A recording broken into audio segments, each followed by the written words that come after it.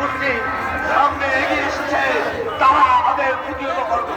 তার আগে আমাদের শিক্ষের নেতৃত্বে এই বরিশালবাসী থাকবে।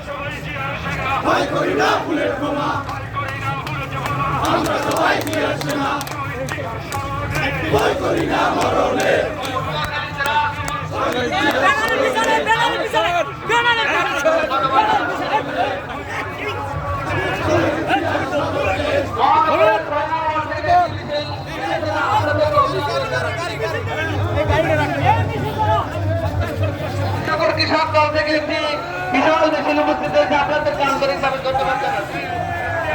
এই পর্যায়ে বক্তব্য নিয়ে আসছেন